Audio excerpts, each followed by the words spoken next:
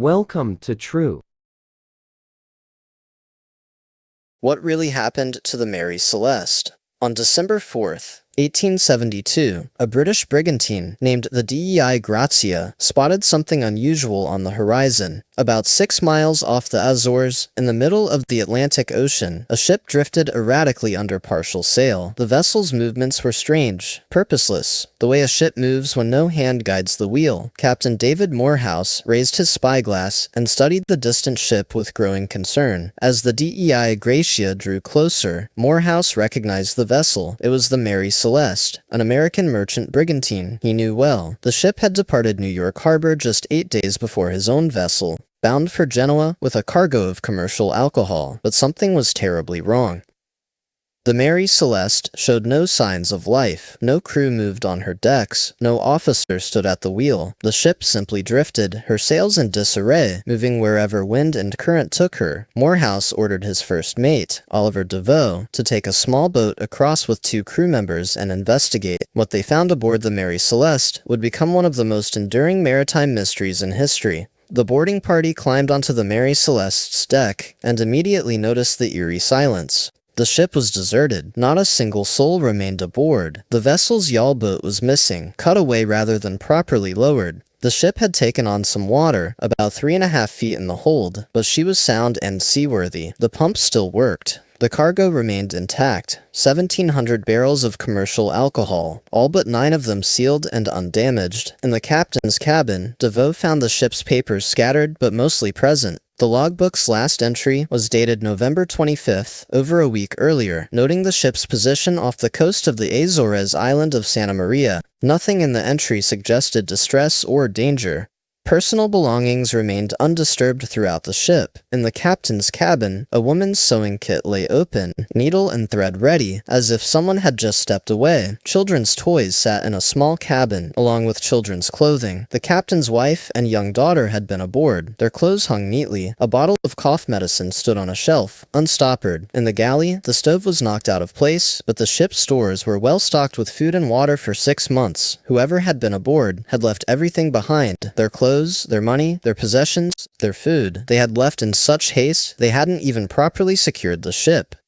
The more disturbing details emerged as Deveau explored the vessel. The ship's compass was destroyed, smashed in its binnacle. The sextant and marine chronometer were missing, taken in the abandonment. The ship's register and navigation book were also gone, though most other papers remained. Below decks, the doors and hatches were open, some removed entirely. Water sloshed in the hold, though not enough to sink the ship or even to make her particularly unstable. The rigging was damaged in places, some sails torn or missing, but the ship had clearly been sailing under partial canvas when she was found. The main staysail lay loose on the deck. The forehatch was open and unsecured. Most puzzling of all, there was no sign of violence, no blood, no damage suggesting piracy or mutiny or struggle. The cargo was valuable, yet it remained in place. The personal effects were worth money in any port, yet they sat untouched. Whatever had happened aboard the Mary Celeste, it had driven 10 people, the captain, his wife, their 2-year-old daughter, and 7 crew members, to abandon a perfectly seaworthy ship in the middle of the Atlantic Ocean. They had left so quickly they hadn't taken proper provisions. They had climbed into a small yawl boat, designed for perhaps 4 or 5 people, and sailed or rowed away into the vastness of the sea. They were never seen again. Captain Morehouse faced a difficult decision. The Mary Celeste was a derelict, abandoned on the high seas, and maritime law was clear about such situations. Any vessel that salvaged a derelict was entitled to a substantial reward, typically a significant percentage of the ship's value, along with its cargo. The Mary Celeste and her cargo of alcohol were worth roughly $46,000, a fortune in 1872. The salvage rights could mean thousands of dollars for Morehouse and his crew. But bringing the Mary Celeste to port would require splitting his own crew, leaving both vessels potentially short-handed for the journey to Gibraltar, where the nearest Admiralty court could adjudicate the salvage claim. Morehouse assigned Deveau to captain the Mary Celeste, with 2 sailors from the Dei Grazia. It was a risky decision. The Dei Grazia would now be undermanned for the rest of her journey, and any storm or emergency could prove disastrous. The Mary Celeste needed repairs and a proper crew to sail her safely to Gibraltar, but the potential reward outweighed the risks, and Morehouse gave the order. For the next week, the two ships sailed together toward Gibraltar, arriving on December 13th, 1872. Morehouse immediately reported the situation to the Admiralty Court and waited for the salvage hearing that would determine his reward.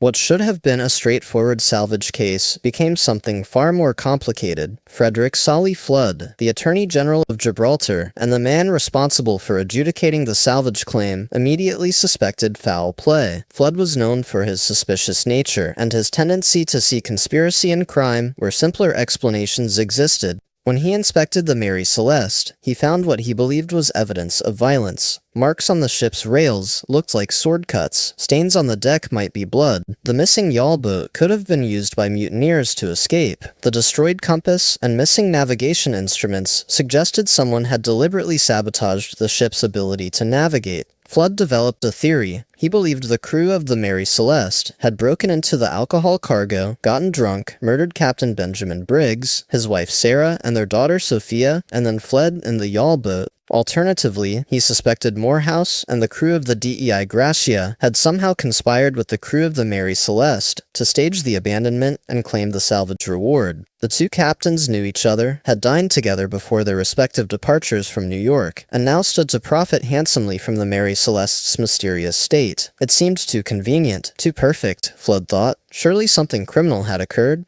The Admiralty Court conducted a lengthy investigation. They examined the ship thoroughly, tested the stains Flood believed were blood, interviewed the crew of the DEI Gracia repeatedly. The supposed bloodstains turned out to be rust and other harmless substances. The marks Flood thought were sword cuts were simply damage from ropes and weather, the normal wear and tear any ship accumulates. No evidence of violence emerged. No sign of the missing crew appeared. The 9 barrels of alcohol that had been opened showed no signs of having been consumed, their seals broken, but their contents intact except for evaporation. The investigation dragged on for 3 months, damaging Morehouse's reputation and delaying the salvage payment he had expected to receive quickly. In the end, the court found no evidence of foul play. They awarded Morehouse and his crew their salvage rights, though the amount was disappointingly small, just 1/6 of the Mary Celeste's total value, far less than the typical salvage award. The meager payment suggested the court harbored lingering doubts about the circumstances of the abandonment, but they couldn't prove any wrongdoing. The Mary Celeste was returned to her owners, refitted, and returned to service. She would sail for another 12 years under various owners, but she never lost her reputation as a cursed ship, a vessel marked by tragedy and mystery. Captain Benjamin Briggs had been an experienced sailor, a skilled navigator, and by all accounts, a cautious, competent commander. He came from a seafaring family. His father was a ship captain. His brothers were ship captains. Briggs himself had commanded vessels for years without incident. He was 37 years old when he took command of the Mary Celeste, recently renamed from her original name, Amazon. The ship had something of an unlucky history even before the famous abandonment. Her first captain had died of pneumonia during her maiden voyage. She had been involved in several collisions and accidents. She had changed hands multiple times, never quite bringing prosperity to her owners. But none of this seemed to concern Briggs when he accepted command in 1872. Briggs had a financial stake in the Mary Celeste, owning a share of the vessel along with James Winchester, the primary owner. This made the abandonment even more puzzling. Why would Briggs abandon a ship he partially owned? A ship that represented a significant portion of his wealth. If the ship had been in real danger of sinking, that might explain it, but the Mary Celeste was seaworthy when found. She had taken on some water, but not enough to pose a serious threat. Her pumps worked. Her hull was sound. An experienced captain like Briggs would have known this. Briggs had brought his wife Sarah and their 2-year-old daughter Sophia on the voyage. This wasn't unusual for the time. Captains often brought their families on long voyages, especially when sailing in relatively safe waters and with cargo that wasn't particularly dangerous. Sarah Briggs was an experienced sea traveler, having accompanied her husband on previous voyages. The couple had another child, a 7-year-old son named Arthur, but they had left him with family in Massachusetts to attend school. The decision to bring Sophia but leave Arthur may have saved the boy's life, though it condemned his sister and mother to whatever fate befell the Mary Celeste's company. The crew Briggs assembled for the voyage was small, but apparently competent. Albert Richardson served as first mate, a New Englander with sailing experience. Andrew Gilling was the second mate, a New Yorker in his mid-20s. The regular crew consisted of 4 German sailors, the brothers Volkert and Baz Lorenzen, Arian Martins, and Gottlieb Goodshall. There was also a cook and steward named Edward William Head, another experienced sailor. 7 crew plus the captain, his wife, and daughter made 10 people aboard the Mary Celeste when she left New York on November 7, 1872. All 10 vanished without a trace. The cargo Briggs carried was commercial alcohol, 1,700 barrels of denatured ethanol meant for fortifying wine in Italy. This type of alcohol was poisonous to drink but valuable for industrial purposes. It was also volatile and potentially dangerous if not properly handled. The barrels were loaded in New York and sealed, though 9 of them were later found with their seals broken and their contents partially evaporated. This detail would become central to several theories about what happened to the Mary Celeste. The ship's departure from New York was delayed by bad weather. Briggs waited at Staten Island for the weather to clear, writing letters to his mother that described his comfortable cabin and his hope for a prosperous voyage. He seemed relaxed and optimistic. On November 7th, the weather improved, and the Mary Celeste set sail. The Dei Grazia, coincidentally, departed 8 days later on November 15th, following a similar route across the Atlantic. For most of the journey, the 2 ships sailed hundreds of miles apart, unaware of each other's positions.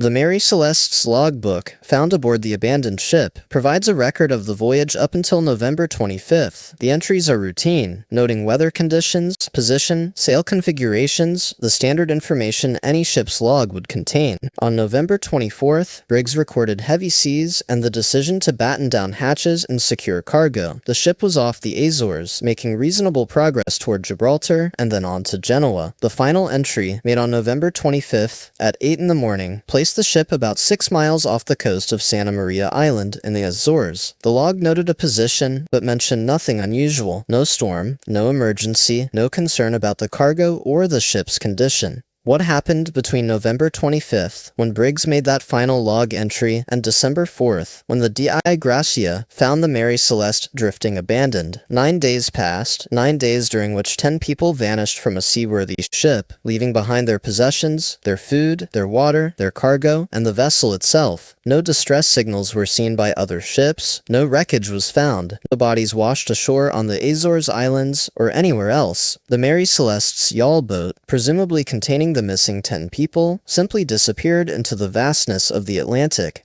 Over the past 150 years, countless theories have attempted to explain the Mary Celeste's abandonment. Some are plausible, based on maritime experience and historical evidence. Others are fantastical, involving sea monsters, alien abductions, time warps, and other supernatural phenomena. The sheer number of theories, and the passionate debates they inspire, testifies to the mystery's enduring power. Something about the Mary Celeste captures the imagination, perhaps because the abandonment seems so inexplicable, so contrary to reason and survival instinct.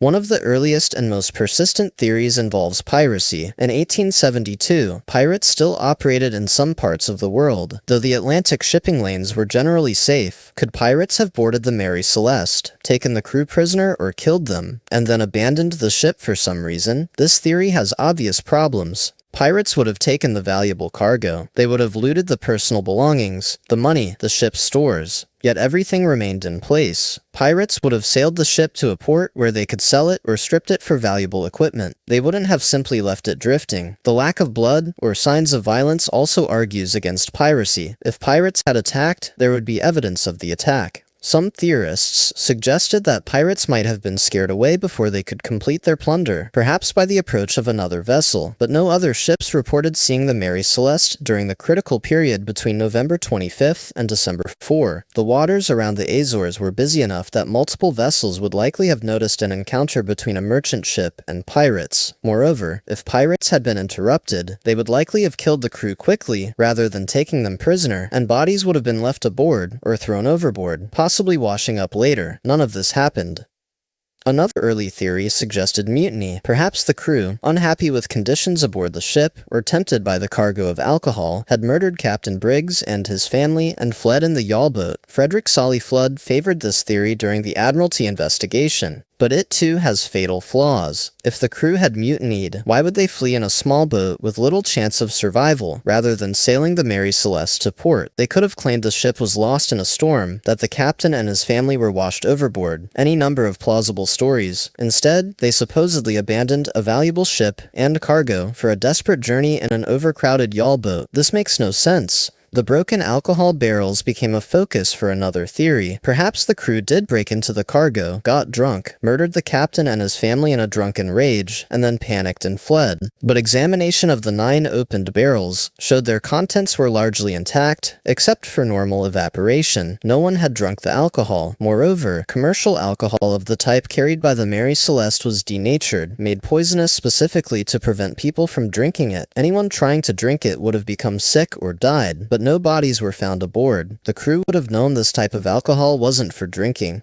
Some theorists focused on the possibility of an explosion or the threat of explosion. The alcohol cargo was volatile. If fumes had built up in the hold, perhaps from the 9 barrels whose seals were broken, those fumes could have created an explosive atmosphere, a spark, a flame. Even static electricity could have triggered an explosion, except there was no evidence of an explosion. The ship was undamaged, except for normal wear and tear. The cargo holds showed no signs of fire or blast damage. However, what if the crew feared an explosion that never actually happened?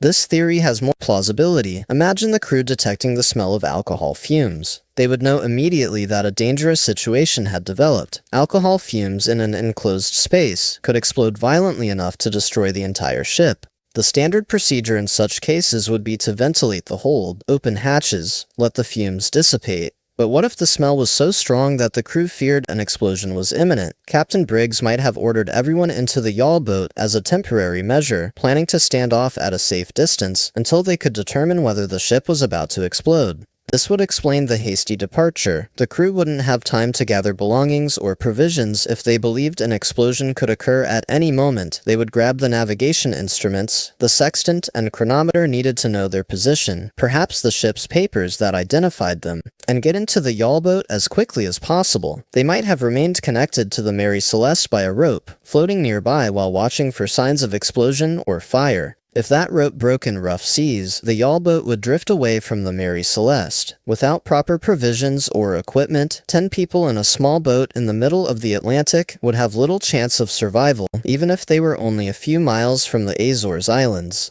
This theory accounts for many of the strange details. It explains the open hatches, opened to ventilate the hold. It explains the missing yawl boat, used as a temporary refuge. It explains why personal belongings were left behind. There was no time to gather them. It explains the missing navigation instruments, taken so the crew could track their position while off the ship. It explains why the ship was found still partially under sail. The crew expected to return once the danger passed. And it explains why the 10 people were never found. They drifted away in the yawl boat and perished at sea. But this theory has a problem. Would an experienced captain like Benjamin Briggs panic over alcohol fumes? Would he risk 10 lives, including his wife and infant daughter, in a small boat rather than taking steps to ventilate the hold and deal with the fumes on board? Briggs knew his ship. He knew the cargo. He had sailed with alcohol before. It seems unlikely he would make such a drastic decision unless he had very good reason to believe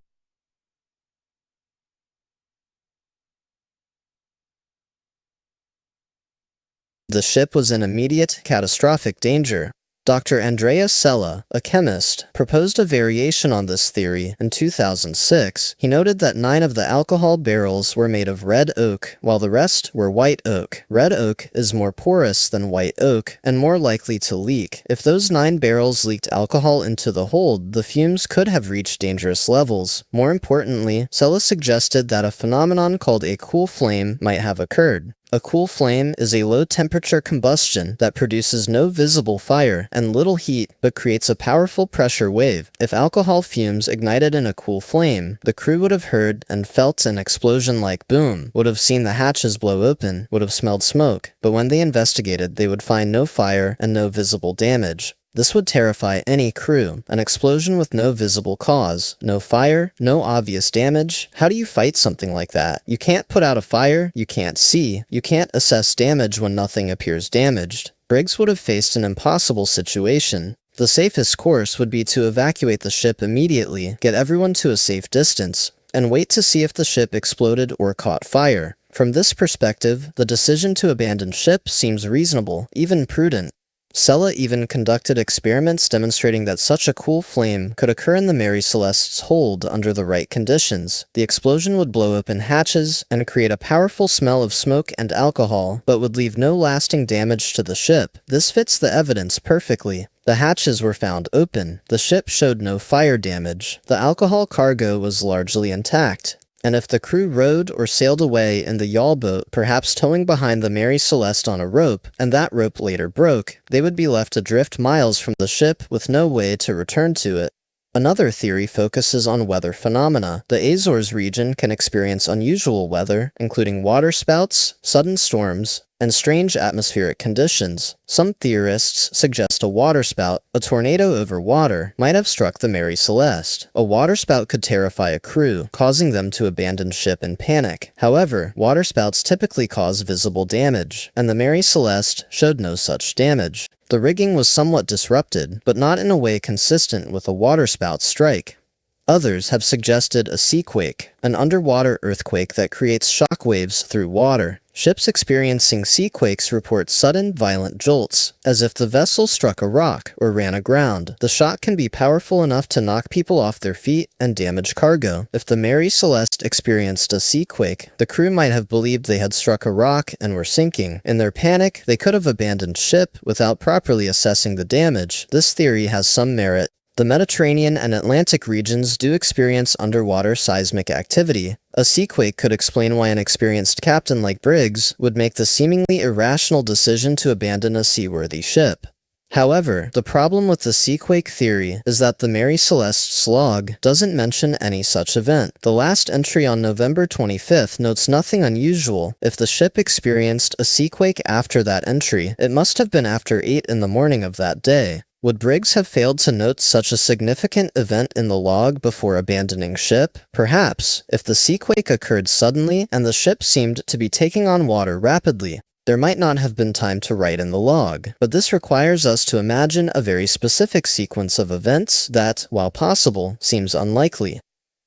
Some theorists point to the water found in the Mary Celeste's hold when she was discovered. The ship had taken on about 3.5 feet of water, enough to be concerning but not enough to sink her. Could this water have led Briggs to believe the ship was taking on water faster than it actually was? If the pumps were temporarily clogged or damaged, water would accumulate in the hold. Briggs might have calculated that the ship would sink before they could reach port, and ordered an abandonment. Once in the yawl boat, the crew would have realized their mistake too late, already separated from the Mary Celeste by rough seas. This theory depends on Briggs making a serious error in judgment, which seems out of character for an experienced captain. However, everyone makes mistakes, especially under pressure. If Briggs had reason to believe the ship was foundering, if the pumps seemed to not be working properly, if water was rising faster than expected, he might have made a hasty decision that proved fatal. The Mary Celeste's previous unlucky history might have influenced his thinking. Ships did sink. Captains did lose their vessels. Perhaps Briggs, facing what seemed like evidence his ship was going down, made the conservative choice to save lives rather than property. The presence of Sarah and Sophia Briggs aboard might have influenced the captain's decision-making. A captain responsible only for his crew might take greater risks, might wait longer before abandoning ship, might try more aggressive measures to save the vessel. But a father and husband, responsible for his wife and small daughter, might err on the side of caution. If Briggs believed there was significant danger, even if the actual risk was lower than he thought, he would prioritize getting his family to safety. The yawl boat would seem like the safer option if the alternative was staying aboard a ship he believed was sinking. Yet another theory involves insurance fraud. The Mary Celeste had been heavily insured, and her owner stood to profit if the ship was lost. Could James Winchester, the primary owner, have conspired with Captain Morehouse of the DEI Gracia to stage the abandonment? The two captains knew each other, had dined together in New York, and Morehouse's convenient discovery of the Mary Celeste seemed almost too perfect. Frederick Solly Flood suspected this during the Admiralty investigation, but he could find no evidence of conspiracy. The insurance fraud theory requires us to believe that Briggs was either in on the conspiracy or was murdered by conspirators. If Briggs was part of the plan, he would have had to sacrifice his own life, his wife's life, and his daughter's life, since none of them were ever seen again. This seems implausible. No amount of insurance money would be worth such a sacrifice. If Briggs was murdered as part of the conspiracy, there would need to be evidence of this murder, bodies or blood, or some sign of violence. None was found. The theory also requires the entire crew of the Mary Celeste to either be part of the conspiracy or to be murdered, again with no evidence of violence or bodies. More fundamentally, the insurance fraud theory makes no sense financially. The insurance payout wouldn't be immediate or guaranteed. There would be investigations, legal proceedings, delays. Winchester would have to pay lawyers and court costs. The salvage award paid to Morehouse was much smaller than expected, suggesting the Admiralty Court was suspicious of the circumstances. Any conspiracy would need to account for these complications. It's far more likely that an owner trying to profit from a ship's loss would simply arrange for it to sink in a storm, not create a mysterious abandonment that would invite intense scrutiny. Supernatural theories have always surrounded the Mary Celeste. Shortly after the abandonment became public knowledge, writers and journalists began creating fictionalized accounts that added dramatic details not present in the actual evidence. One particularly influential story, written by Arthur Conan Doyle before he created Sherlock Holmes, described the Mary Celeste's crew being lured to their deaths by a mysterious derelict ship. This story, while clearly fiction, became confused with the actual facts in the public mind. Over the years, theorists have suggested sea monsters, alien abductions, passage through a time warp or dimensional portal, attack by a giant squid, murder by a supernatural entity, and countless other paranormal explanations. These theories share a common trait. They explain the mystery by invoking something mysterious. This is intellectually unsatisfying. If we're trying to understand what happened to the Mary Celeste, we need to rely on evidence and plausible explanations, not speculation about unknown phenomena. That said, the appeal of supernatural theories reveals something important about the Mary Celeste mystery. The abandonment seems so inexplicable, so contrary to rational behavior, that people reach for extraordinary explanations. An experienced captain abandons a seaworthy ship. 10 people climb into a small boat with little chance of survival. They leave behind everything they need to survive: food, water, shelter, their only means of crossing the ocean. On its face, this makes no sense. So perhaps, people reason, something extraordinary must have happened. But maritime history is full of seemingly irrational decisions that led to disaster. Captains have made errors in judgment. Crews have panicked. Ships have been abandoned unnecessarily. What makes the Mary Celeste special is not that the abandonment was irrational, but that we have no definitive explanation for why it seemed rational to Captain Briggs at the time. He must have had reasons. We just don't know what they were. One theory that deserves consideration involves the possibility of crew illness or contamination. What if someone aboard the Mary Celeste fell seriously ill? What if the crew believed they had been exposed to something dangerous, a disease, or a poison? In the 19th century, medical knowledge was limited. People feared contagion. They knew that diseases could spread rapidly in the close quarters of a ship. If several crew members showed symptoms of serious illness, and if the crew believed the ship itself was contaminated, they might have chosen to abandon it. This theory has problems, though. Why would they abandon ship far from land if they were sick? Wouldn't they try to reach the Azores Islands, clearly visible from the Mary Celeste's last recorded position? And if illness was the cause, why take the navigation instruments? Sick people fleeing a contaminated ship wouldn't be thinking about sextants and chronometers. They would be focused on immediate survival. Moreover, there's no evidence of illness aboard the ship. No mention in the log, no medicine bottles suggesting treatment of serious disease. Nothing to indicate a medical emergency. Could the alcohol cargo have made people sick? Alcohol fumes can cause headaches, nausea, and confusion if inhaled in sufficient quantities. If the crew was being poisoned by fumes from the leaking barrels, they might have abandoned ship to escape the toxic atmosphere. But again, this doesn't explain why they would leave in a small boat, rather than simply ventilating the hold and dealing with the problem on board. It also doesn't explain why Captain Briggs, who had experience with alcohol cargo, would choose such a drastic response to a manageable problem. Some researchers have suggested that the Mary Celeste's cargo might have been contaminated with something other than alcohol. What if toxic chemicals were accidentally mixed with the alcohol in New York? What if the barrels contained something dangerous that wasn't supposed to be there? This is possible, but unprovable without more evidence. The cargo was eventually sold in Italy, and there are no reports of it being contaminated or dangerous. If something was wrong with the alcohol, someone would likely have noticed when it was unloaded and used. A theory proposed by some maritime historians focuses on the ship's pump system. The Mary Celeste had mechanical pumps for removing water from the hold. If these pumps failed or became clogged, water would accumulate. Briggs would have ordered the crew to use the sounding rod, a device for measuring water depth in the hold. The sounding rod worked by being dropped through a narrow pipe into the hold. However, if this pipe became clogged with debris, the sounding rod might give a false reading, suggesting much more water in the hold than actually existed. Imagine Briggs sounding the hold and getting a reading that suggested several feet more water than was actually there. He would believe the ship was taking on water rapidly, faster than the pumps could handle. The Mary Celeste would seem to be sinking. In this scenario, abandoning ship makes perfect sense. You don't wait around on a sinking vessel, you get everyone into the boats, and you get away before the ship goes down. But if the sounding was inaccurate due to a clog in the sounding pipe, Briggs would have made a fatal decision based on faulty information.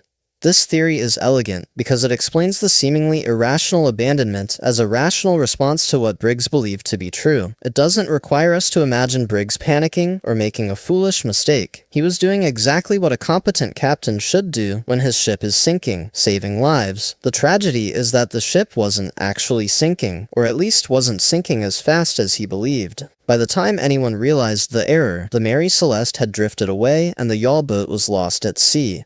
The evidence supports this theory to some extent. The ship had taken on water, about 3.5 feet worth, so there was a real problem with water in the hold. The pumps were found to be working when the DEI Gracia crew examined the ship, but they might have been temporarily clogged or damaged earlier. The hasty departure, with navigation instruments grabbed but personal belongings left behind, suggests a sudden emergency, and the fact that the yawl boat was cut away rather than properly lowered suggests extreme urgency, people trying to get off the ship as fast as possible. However, this theory still requires us to explain how the yawl boat ended up so far from the Mary Celeste that the crew couldn't get back to it. If they abandoned ship believing it was sinking, they would presumably stay nearby to watch it go down, both to be sure it actually sank, and to rescue any supplies or equipment once it did. Even if they misjudged and the ship didn't sink, they should have been able to row or sail back to it, unless something went wrong with the yawl boat, or unless the weather was worse than the Mary Celeste's log suggests, separating the boat from the ship. Another maritime historian, Conrad Byers, proposed a variation on this theory that accounts for the separation. He suggested that Briggs, believing the ship was taking on water, ordered the yawl boat launched, but kept it attached to the Mary Celeste by a rope. The ship was still under partial sail, still moving through the water. Briggs might have intended to use the yawl boat as a sort of backup, keeping everyone safe in the boat while the ship continued sailing toward the Azores. If the ship started to sink, the boat was already ready, and everyone was already in it. If the ship stayed afloat, they could reboard once they were certain it was safe. But here's the critical part of Byers' theory. A rope connecting a moving ship to a boat being towed behind it experiences tremendous strain. If the seas were rough, which they often are in the Atlantic in November, that strain would be even greater. The rope could have broken or been cut accidentally. Once the connection was severed, the Mary Celeste would continue sailing away under partial canvas, while the yawl boat, now adrift, would be left behind. The people in the boat would watch helplessly as their ship sailed away from them, getting farther and farther out of reach. This scenario is nightmarish. Imagine being in that yawl boat, 10 people crowded into a vessel meant for 4 or 5, watching the Mary Celeste's sails disappear over the horizon. They would have the navigation instruments, so they would know their position, but they would be hundreds of miles from the nearest port. Even the Azores Islands, tantalizingly close to their last recorded position, might be too far to reach in a small, overcrowded boat with limited supplies. They might have made it to shore, but their chances were slim. More likely, they capsized in rough seas, or died of exposure, or simply drifted until they starved. No bodies from the Mary Celeste were ever found, but this isn't surprising. The Atlantic is vast. Bodies lost at sea rarely wash ashore, and when they do, they're often unidentifiable. The yawl boat itself was never found, but small boats break apart or sink, leaving no trace. If the Mary Celeste's crew did die at sea in this manner, we wouldn't expect to find any evidence of them. They would simply disappear into the ocean, like countless other sailors throughout history. The strongest piece of evidence for the faulty pump sounding theory comes from DeVoe's testimony at the Admiralty hearing. He noted that when he first boarded the Mary Celeste, he found the sounding rod on the deck, as if it had just been used. The last marking on the rod corresponded to about 3.5 feet of water in the hold, which was the amount of water found when the DEI Gracia crew arrived. But if the sounding pipe was clogged when Briggs used the rod, he might have gotten a much higher reading, suggesting the ship had 6 or 8 or 10 feet of water in the hold. That would have been a crisis. That would have justified immediate abandonment.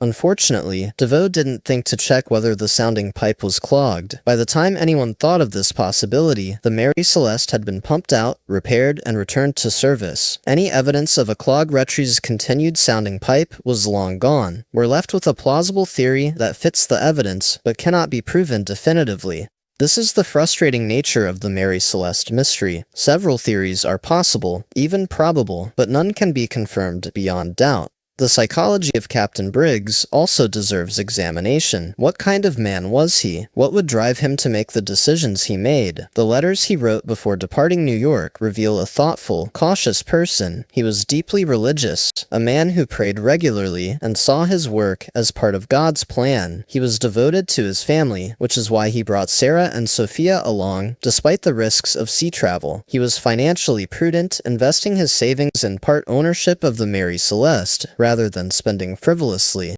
By all accounts, he was exactly the kind of steady, reliable captain you would want commanding your ship.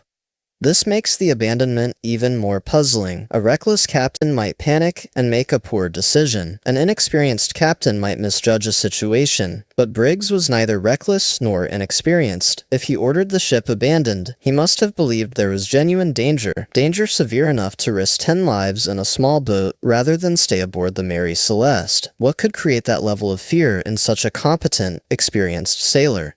The answer might lie in the specific combination of circumstances Briggs faced. Individually, none of the problems aboard the Mary Celeste were catastrophic. Some water in the hold? That's manageable. Alcohol fumes from leaking barrels? Ventilate and monitor. Rough seas off the Azores? Navigate carefully and wait for calmer weather. But what if all these problems occurred simultaneously? What if Briggs was dealing with water in the hold, and alcohol fumes, and rough weather, and perhaps a seaquake or other frightening event? In maritime emergencies, it's often not one catastrophic failure that dooms a ship, but rather a cascade of smaller problems that overwhelm the crew's ability to respond. Briggs might have been managing several issues at once when something happened that made him decide the situation was untenable. Perhaps he detected alcohol fumes and went to check the hold, only to find water rising faster than expected. He might have calculated that between the water and the fire risk from the fumes, the ship was in immediate danger. Add rough seas making it difficult to work the pumps, and suddenly abandoning ship seems like the prudent choice. The decision would have been agonizing. Briggs owned part of the Mary Celeste. Abandoning her meant financial ruin, but he also had his wife and daughter to protect.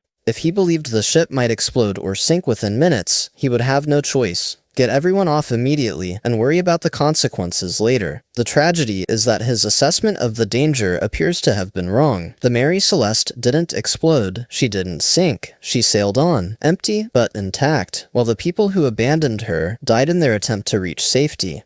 One detail that has puzzled researchers is the state of the ship's rigging when she was found. Some sails were properly set, others were torn or missing, and the main staysail was lying loose on the deck. What does this tell us about the abandonment? If the crew left in an urgent hurry, they wouldn't have bothered adjusting sails. They would have left them however they were. But if Briggs intended to temporarily evacuate the ship while remaining nearby, he might have adjusted the sails to slow the Mary Celeste down, making it easier to keep pace with her in the yawl boat.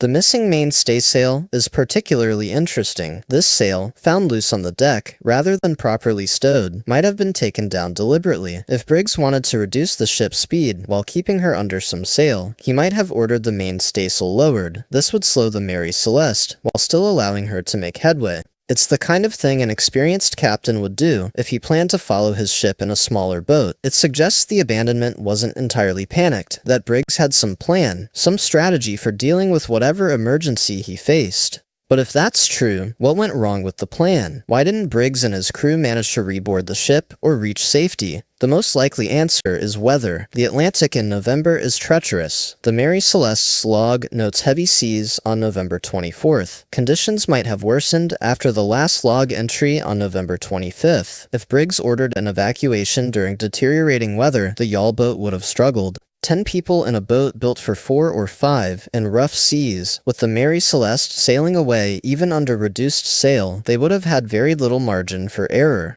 A single large wave could have swamped the yawl boat. If anyone fell overboard in those conditions, they would be lost immediately. The boat might have capsized, throwing everyone into the cold Atlantic water. Even if the boat stayed afloat, the occupants would have been constantly bailing water, fighting to keep the bow pointed into the waves, struggling with every ounce of strength just to survive. Exhaustion, hypothermia, and despair would have set in quickly. The Azores Islands, visible from the Mary Celeste's last position, might as well have been on the moon for all the good they did to people trapped in a failing yawl boat in a storm.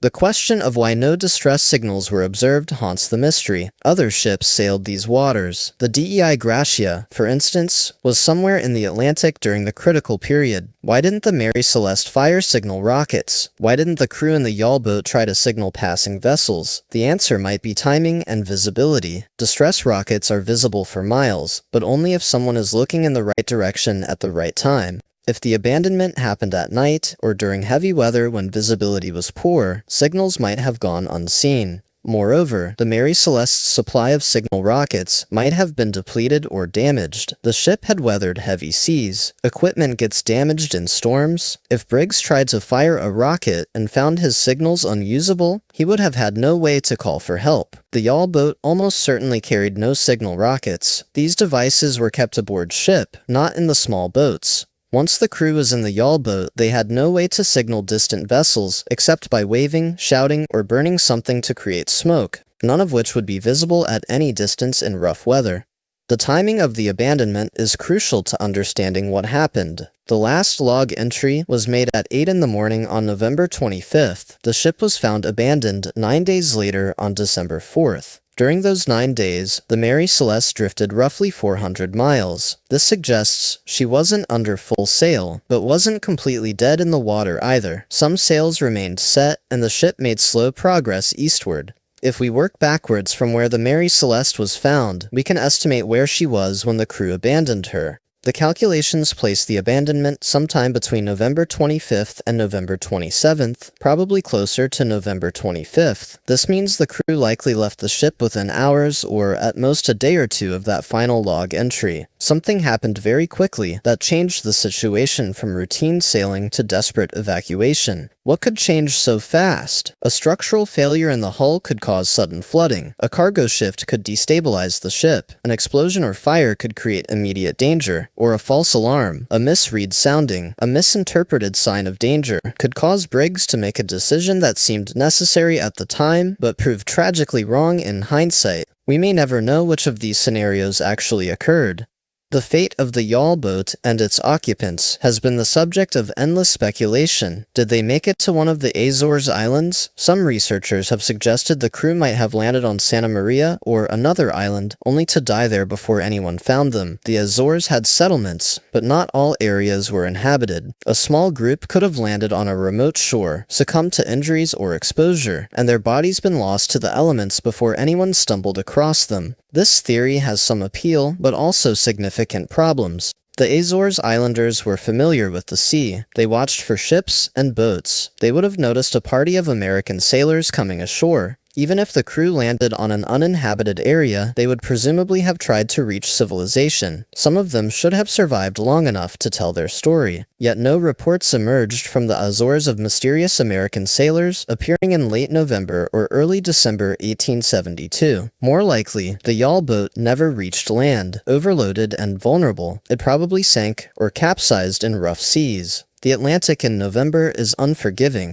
Even experienced sailors in a proper boat struggle in those conditions. 10 people in an overcrowded yawl boat, possibly without adequate provisions, would have had minimal chance of survival. They might have lasted hours or days, but unless they were extraordinarily lucky, the sea would have claimed them. There's something profoundly tragic about imagining that final boat ride. Captain Briggs, who had made a difficult decision he believed would save lives, watching as his ship disappeared from view. Sarah Briggs, holding 2-year-old Sophia, trying to keep her daughter calm while secretly terrified. The crew, exhausted from bailing water and rowing, knowing their chances were slim, but fighting to survive anyway. At some point, they must have realized they weren't going to make it. They must have understood they were going to die at sea, far from home, because of a decision that seemed right at the time, but had gone horribly wrong. The Mary Celeste herself continued her career after the salvage hearing concluded. She was returned to her owners, repaired, and sold to new owners in 1873. Over the next 12 years, she sailed under American and British flags, carrying cargo across the Atlantic and to various ports around the world. But she never escaped her reputation. Sailors are superstitious, and the Mary Celeste was now known as a cursed ship. Crews were reluctant to sign on. Captains viewed her as unlucky. She changed hands multiple times, each owner hoping to profit from her, but finding only trouble. The ship's career ended ignominiously in 1885. Her then owner, a Boston businessman named Gilman Parker, deliberately ran her aground on a reef off Haiti in an attempted insurance fraud. Parker had overinsured the Mary Celeste and her cargo, planning to collect the insurance money after sinking the ship. But the fraud was too obvious. Investigators determined the ship had been intentionally destroyed. Parker was prosecuted, though he died before his trial concluded. The Mary Celeste, already damaged from years of hard use and neglect, was left to break apart on the reef. The ship that had survived so mysteriously in 1872 ended her days as a rotting hulk, destroyed by the greed of her final owner. The insurance fraud that killed the Mary Celeste has led some conspiracy theorists to suggest that perhaps the 1872 abandonment was also insurance fraud, but this theory doesn't withstand scrutiny. The 1872 ship was valuable and well-maintained. Her cargo was legitimate. Her captain was honest. The insurance payout was not suspicious. The 1885 fraud was amateurish and obvious, nothing like what would have been required to stage the 1872 mystery. The fact that the ship later fell into the hands of a criminal doesn't tell us anything about what happened 13 years earlier.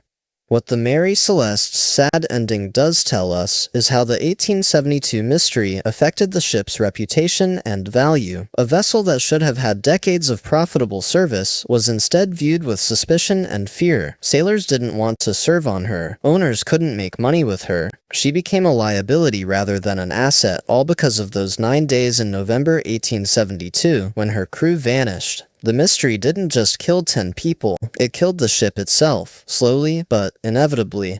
Modern researchers have used computer modeling and historical weather data to try to reconstruct what happened during those critical days. Anne McGregor, a researcher who studied the case extensively, plotted the Mary Celeste's course and the Di Gracia's course, examining when and where the ships might have crossed paths if both had maintained their planned routes. Her work showed that the two ships were never close to each other until the Di Gracia found the abandoned Mary Celeste. This definitively disproves any theory that the two crews conspired together. They simply weren't in the same area at the right time to coordinate anything. McGregor also examined weather patterns in the Atlantic during late November 1872. Historical records show significant storm activity in the region. The Mary Celeste's log noted heavy seas on November 24th. Other ships in the area reported difficult conditions. This weather data supports theories involving rough seas, crew difficulty, and the possibility that a yawl boat full of evacuees couldn't survive the conditions. It also supports the theory that a rope connecting the yawl boat to the Mary Celeste might have broken in heavy weather. Other researchers have focused on the psychological aspects of the mystery. Why do we find the Mary Celeste so fascinating? Part of the answer lies in the incompleteness of the evidence. We know what was found, a perfectly preserved ghost ship, but we don't know what happened to the people. This gap in knowledge creates space for imagination and speculation. Every theory is possible, because none can be definitively proven or disproven. The mystery invites us to become amateur detectives, piecing together clues and forming our own conclusions. The Mary Celeste also speaks to deeper fears about the ocean. The sea has always been mysterious and dangerous, a place where ships disappear and people die far from home. The abandonment of the Mary Celeste embodies this fear. A routine voyage becomes a catastrophe. Experienced sailors make a decision that seems rational but leads to their deaths. The ocean claims 10 lives without witnesses, without explanation, without even leaving bodies to bury. This is nightmare fuel, the kind of story that makes even experienced sailors shudder. There's also something existentially troubling about the Mary Celeste. We like to believe the world makes sense, that causes have effects, that mysteries can be solved with enough investigation and intelligence. The Mary Celeste challenges this belief. Despite 150 years of investigation, despite thousands of researchers and theorists examining every detail, we still don't know for certain what happened. The mystery remains unsolved, perhaps unsolvable. This bothers us. We want answers. We want closure. The Mary Celeste offers neither. In recent years, some historians have argued that the Mary Celeste mystery isn't really mysterious at all. They point to the various plausible explanations, particularly the theories involving alcohol fumes, faulty soundings, and abandoned ship procedures gone wrong, and argue that we essentially know what happened. The details might be uncertain, but the broad strokes are clear. Briggs believed his ship was in danger, ordered an evacuation, and the evacuation went wrong. Case closed. This perspective has merit, but also feels unsatisfying. Yes, we can construct plausible scenarios. Yes, we can explain most of the evidence, but we're still guessing. We don't have proof. We don't have testimony from survivors. We don't have a log entry explaining Briggs's decision. We have theories, some quite good, but theories aren't the same as answers. Until someone finds definitive evidence, perhaps wreckage of the yawl boat or documents that somehow survived, the Mary Celeste will remain mysterious. The legal aftermath of the Mary Celeste incident had lasting effects on maritime law. The salvage hearing in Gibraltar established precedents about how courts should handle abandoned ships, suspicious circumstances, and competing claims. The small salvage award given to Captain Morehouse became a cautionary tale about how salvors could be punished for circumstances beyond their control. If the court suspected foul play, even without evidence, they could drastically reduce the salvage payment. This made some sailors reluctant to salvage derelict vessels, fearing they would be accused of causing the very disasters they were helping to resolve. Theories, his willingness to see crime where none existed, his treatment of Captain Morehouse, and the DEI Gracia crew, all of this was criticized by contemporary observers. A salvage hearing should be about determining fair compensation, not conducting a criminal investigation based on speculation. The Mary Celeste case led to reforms in how such hearings were conducted, though these reforms came too late to help Morehouse and his crew. For Captain Morehouse, the Mary Celeste proved to be both blessing and curse. He received some salvage money, enough to be significant though less than he'd hoped, but his reputation suffered from the insinuations and suspicions raised during the hearing. Some people always believed he knew more than he was saying, that somehow he was involved in whatever happened to the Mary Celeste's crew. These suspicions were unfair and unfounded, but they clung to Morehouse for the rest of his life. He continued sailing for many years, eventually dying at sea in 1905, but he never escaped being known as the man who found the Mary Celeste. The families of the missing crew members faced agonizing uncertainty. Benjamin Briggs's 7-year-old son, Arthur, grew up without his parents or his sister. What do you tell a child in that situation? His father, mother, and baby sister simply disappeared. They got in a boat and were never seen again. Arthur lived the rest of his life under the shadow of that loss, never knowing exactly what happened to his family, never able to properly grieve because there were no bodies, no graves, no definitive end to the story. The same was true for the families of the crew. Brothers Volkert and Boz Lorenzen had families in Germany who waited for news that never came. Albert Richardson's relatives in New England hoped he might somehow have survived, might turn up in some port with an incredible story of survival. But as months turned to years, hope faded. The missing men were dead. They had to be dead. But how? Where? Why? These questions haunted the survivors. In the years immediately following the abandonment, various rumors circulated about sightings of the Mary Celeste's crew. Someone claimed to have seen American sailors in Morocco. Another report suggested survivors had been picked up by a Spanish vessel, but never properly identified. These stories were investigated, but led nowhere. They were probably cases of mistaken identity, wishful thinking, or outright fabrication by people hoping for attention or reward money. No credible evidence ever emerged that any of the 10 people aboard the Mary Celeste survived. The sensationalist press of the 1870s and 1880s delighted in the Mary Celeste story, publishing increasingly lurid accounts that bore little resemblance to the actual facts. One newspaper claimed the ship was found with breakfast still warm on the table. Another reported half-eaten meals and pipes still smoking. These details were complete fabrications, but they entered the popular imagination and are still sometimes repeated as fact today. The real Mary Celeste was far less dramatic but far more mysterious.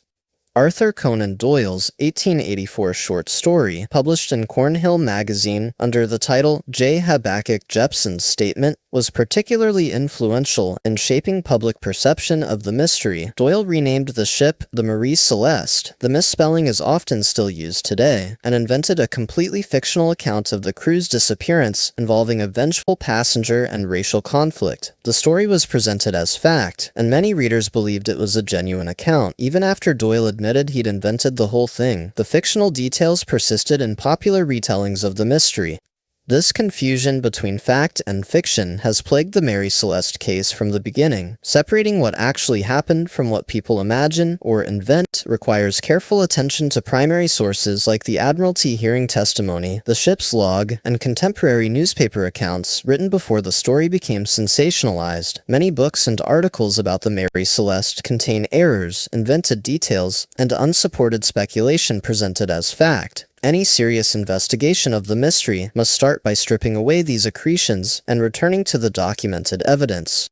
When we do that, when we look only at what can be proven, the picture becomes clearer even as the central mystery remains. We know the Mary Celeste left New York on November 7, 1872, with 10 people aboard. We know she was last confirmed to have her crew on November 25th, when the log was written. We know she was found abandoned on December 4th, roughly 400 miles east of her last logged position. We know she was seaworthy, her cargo mostly intact, no signs of violence or struggle. We know the yawl boat was missing. We know the navigation instruments were taken, but personal belongings left behind. These are facts. Everything else is interpretation, theory, educated guessing. Did Briggs believe the ship was sinking? Possibly. Did alcohol fumes create fear of explosion? Maybe. Did a rope connecting the yawl boat to the ship break in rough weather? It's plausible, but we don't know. We can't know, not without additional evidence that almost certainly no longer exists. Some mysteries are solved through lucky discoveries. Documents turn up in attics. Wreckage is found on the ocean floor. Deathbed confessions reveal secrets. But 150 years have passed since the Mary Celeste was abandoned. Anyone who knew anything firsthand is long dead. The ship herself was destroyed in 1885. The yawl boat, if any trace of it survives, lies somewhere on the Atlantic Ocean floor, likely broken into pieces too small to ever be found. The chances of discovering new evidence that would definitively solve the mystery are vanishingly small. This doesn't mean we should stop investigating or theorizing. New analytical techniques might reveal something in existing evidence that previous researchers missed. Historical documents might emerge from archives that shed light on some aspect of the case. Computer modeling might narrow down the possible scenarios. But we should be realistic about the limitations. The central question of why Briggs ordered the abandonment will probably never be answered with certainty. Perhaps the most honest answer to what really happened to the Mary Celeste is, we don't know, but we can make informed guesses. Captain Briggs faced some kind of emergency, real or perceived, that convinced him the Mary Celeste was in immediate danger. He ordered an evacuation, possibly as a temporary measure, possibly believing the ship would sink. The crew, including his wife and daughter, got into the yawl boat through some combination of circumstances, weather, rope failure, misjudgment, bad luck. The boat ended up separated from the Mary Celeste and unable to return to her. The 10 people in that boat died at sea, probably within days, possibly within hours. This scenario accounts for the evidence. It doesn't require conspiracy theories or supernatural intervention. It's consistent with what we know about Captain Briggs's character and competence. It explains the missing navigation instruments, the abandoned personal belongings, the hasty departure, the cut rope for the yawl boat. It's not exciting or dramatic. There's no villain, no monster, no treasure, no hidden secret, just a series of understandable decisions and unfortunate circumstances that led to tragedy. But here's the thing about the Mary Celeste mystery. Even this relatively mundane explanation contains profound questions. What exactly convinced Briggs he needed to abandon ship? Was he right or wrong? If he was wrong, could he have known that at the time with the information he had? If he was right, why didn't the ship actually sink? What broke the connection between the yawl boat and the Mary Celeste? Could any of the 10 people have been saved if just one or two things had gone differently? These questions matter because they're about human decision-making under pressure, about risk assessment, about the cruel randomness of fate. Captain Briggs made a choice. He thought he was saving his family and crew. He was trying to do the right thing, but the choice killed them all. Would a different captain have made a different choice? Would that have saved them or doomed them? We can't know. That's the tragedy at the heart of the Mary Celeste mystery. The story resonates because it could happen to anyone. We all make decisions with incomplete information. We all try to assess danger and respond appropriately. Sometimes we're right, sometimes we're wrong. Usually the consequences are minor, but sometimes, like on that November day in 1872, a decision has irrevocable consequences. 10 people dead, a ship abandoned, a mystery that will outlive everyone reading these words.